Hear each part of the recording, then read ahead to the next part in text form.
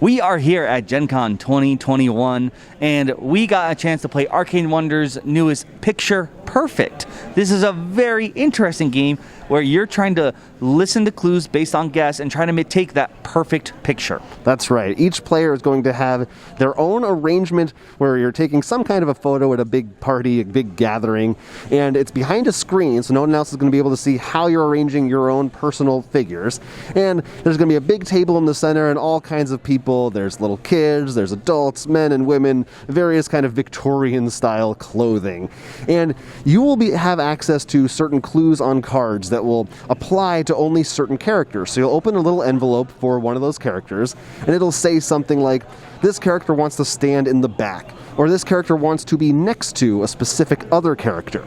But you're not going to get to do that with all of the envelopes.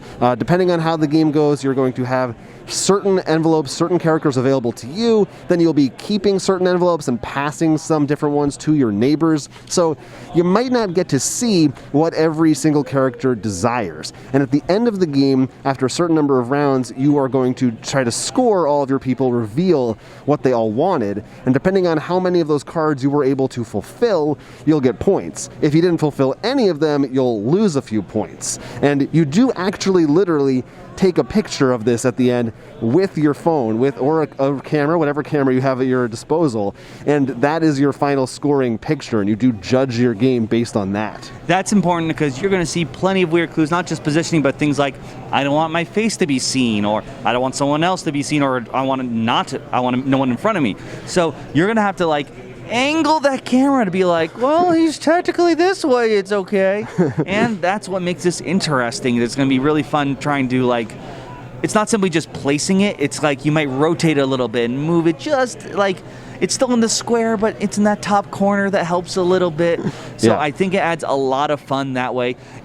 What I thought about this, and I think it also works with its aesthetic, the Victorian, is it's all the things I like about Clue, with all the things I hate.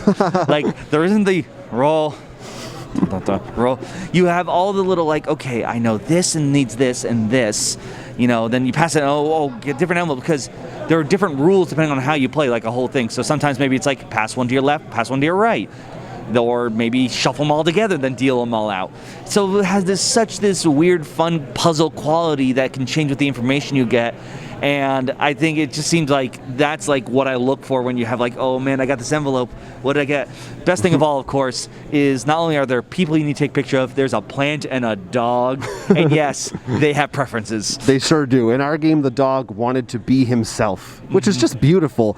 Clue is definitely strong vibes of that coming off in the best way, as you said. It also really, what it boils down to is something that I really enjoy, is those types of logic puzzles you'll see in games like Professor Layton, or if you're in certain classes in school, you sometimes see these where it's Sally wants to sit in a green chair, but she doesn't want to sit next to Bobby, and you have to fill in the columns and rows. And I enjoy that, and this is basically that, except that it's always randomized, and sometimes things can conflict, or sometimes you don't have information.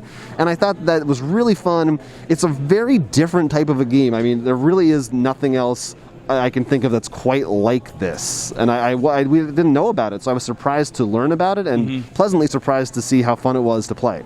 Now, we did learn there are acrylic stands you can buy that are exclusive to conventions, so if you missed out on Gen Con, hopefully you can catch them at another board game convention where they'll be selling them. And they already said, I believe, an expansion's in the works too. So yeah, there is plenty more. If you love solving and logic puzzles, you gotta look at this one. Yeah, check it out. It's called Picture Perfect. Very unique style of game from Arcane Wonders. Let us know in the comments if you had the chance to pick it up or play it, or what you think of the game.